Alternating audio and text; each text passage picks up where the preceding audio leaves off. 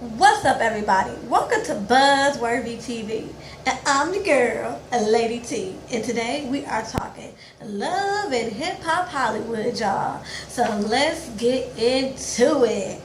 Okay, so the episode starts with Rich. You know, he don't got no creep squad, y'all. You know, since he done moved out to Hollywood, he don't got no creep squad. So he just got to settle with the biggest creeps in Hollywood. Well, Willie's not a creep, but the biggest creep in Hollywood, aka Ray J, and Willie. So he meets them up in the studio. Willie is working on some type of song or whatever. And it sounds okay. It's just, I don't know. It's not like Willie can't sing, but to me, he got that whole little whine and twang to his voice that is just not appealing to me. But anyway, so they all get together and talk about their female issues or whatever.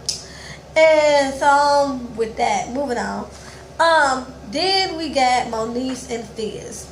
So Moniece is in her confessional like, now that Fizz understands, you know, how I feel and is going to support me, it gives me an opportunity to spend more time with Cam. And I didn't like that statement. I didn't like that statement because it feels as though, okay, now that you're willing to do things my way or see things my way, now I give you what you want and spend more time with Cam. And it shouldn't be like that. It shouldn't be a tit for tat when you're dealing with your own flesh and blood. That is your son. You should never, you know, spending time with your son over somebody's head. That should be something that you want to do. So I was not here for Moniece and what she said. But however the case, they getting along really well now. And you know, Fizz is like, hey, I want to step this up a bit. How about we do every other week with Cam? And she's all excited, like, yeah, you know, I can do that. And he's like, speaking of that, you know, I know Rich has met Cam, so I want to sit down and talk to Rich. You know, if he's going to be a part of Cam's life, I want to sit down and talk to him. And Moniece understands, so she's like, okay, well, I'm going to talk to him and try to set that up. Now, I know some people are like, well, why does Rich got to meet with Fizz? You know, I don't got nothing to do with that. That's y'all kid, that's y'all situation. But especially with Fizz being the primary parent, I feel as though he has every right to be like, I want to sit down and get to know the person that's going to be around my son. I want to look him straight in the eye. We got to be here, you know? So I get that.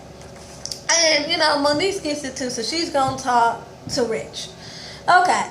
So Rich and Moniece, they sitting out having this whole they sitting up having this whole picnic or whatever, and she tells him like, hey, my baby daddy want to meet you.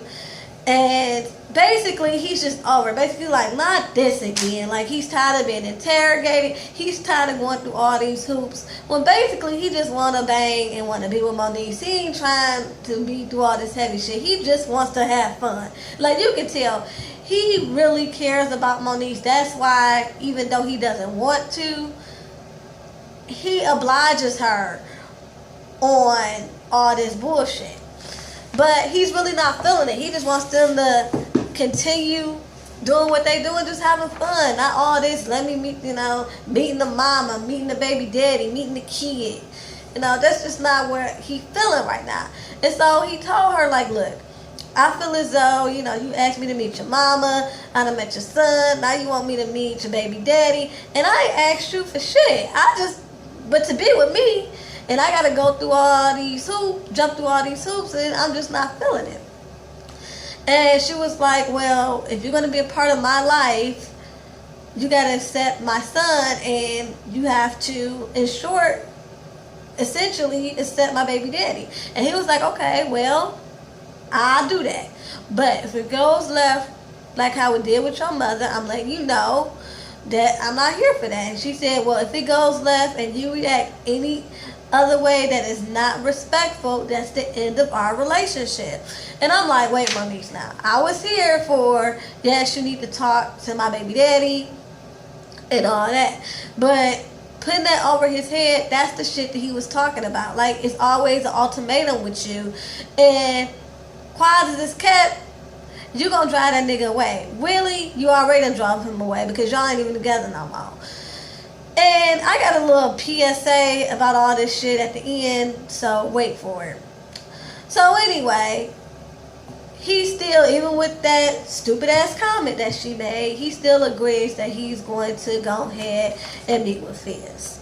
So then we move to this, oh my goodness, this overly dramatic scene that we know is just for the show. Miles and Milan are sitting at the beach, y'all.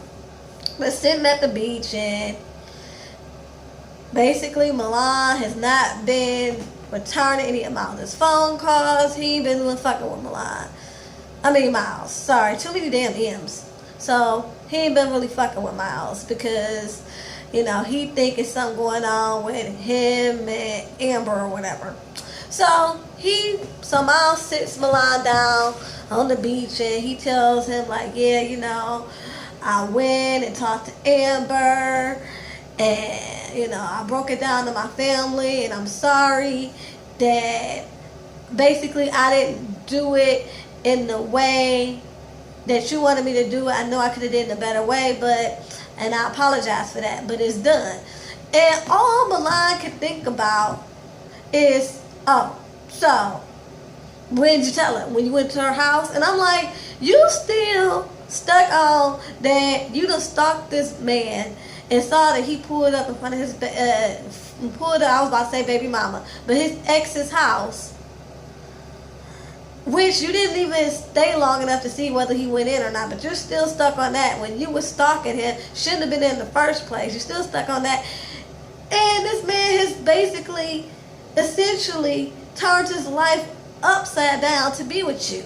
Like, that is such a bitch move to me. Like, I can't. Like, this man has really turned his life upside down. You forced him to be out the closet because you was being in your bag, which I understand because you're out the closet and you don't want to be, you know, denied, especially if y'all been together 2 years. I get that, but you still forced him out the closet before he was ready.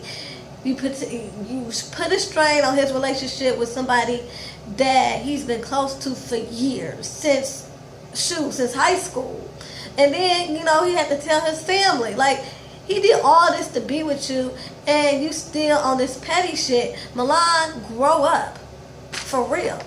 But anyway, after that, you know, he's like, I understand, you know, I went to me and Amber went to counseling and all that, and here go Milan.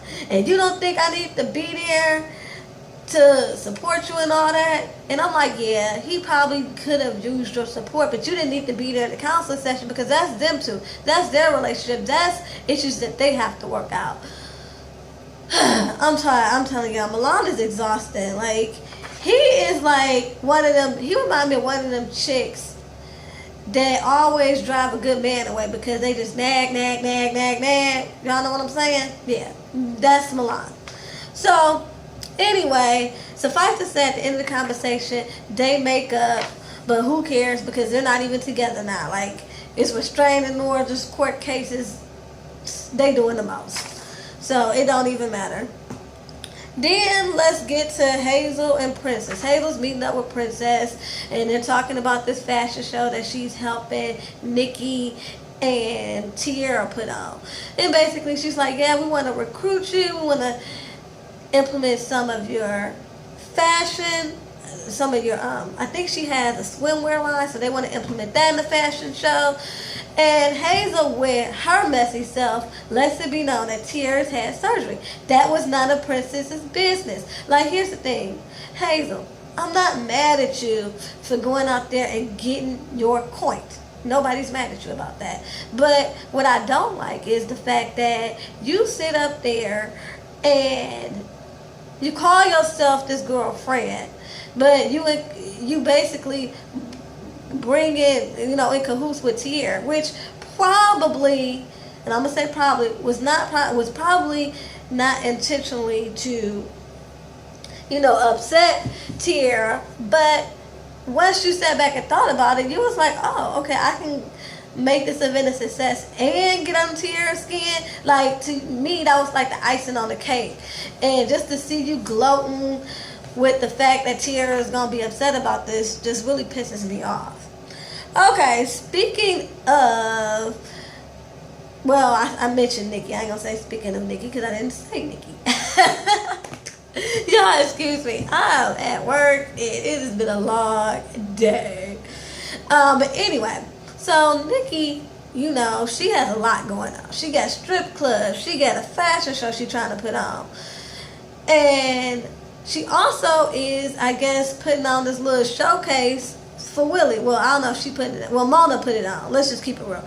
Mona used one of Nikki's clubs and told Nikki, look, we're going to have the camera crew there and we're going to have Willie just sing one song, okay? Look, no shade, but the whole turnout was just Nikki, Willie's wife Shonda, and I think Fizz was there. I don't know. So, anyway. So, they had Willie's little showcase. Like I said, wasn't nobody there. It was weak as hell. And he sings his little song. And, well, no, he didn't sing his song yet. They were sitting down. He was getting ready. This is how professional it is. He's sitting out there with all them like he ain't about to perform. Like he ain't got to get ready. He don't got to put on a wardrobe. He don't got to, do nothing. So he just chilling till it's time for him to hit the stage. So they all sitting or whatever. And Nikki lets it out of the bag that Shonda's been working at her strip club part-time. Well, of course, Willie is pissed off. They get into it. And basically, she knocks him upside the head, telling him, like, she ain't gonna stop doing what she doing. They got bills to pay.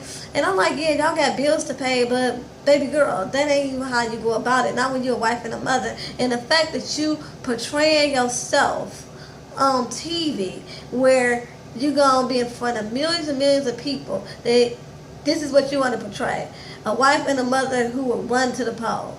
Not just say, hey, I'm going to get a regular job. I would have even more respect if we would have seen her working towards getting a regular job and nothing panned out. She had to go, spread eagle on the pole. I would have understood that. But the fact that you refuse to even get a regular job because you ain't no basic bitch, but you're doing exactly what basic bitches do.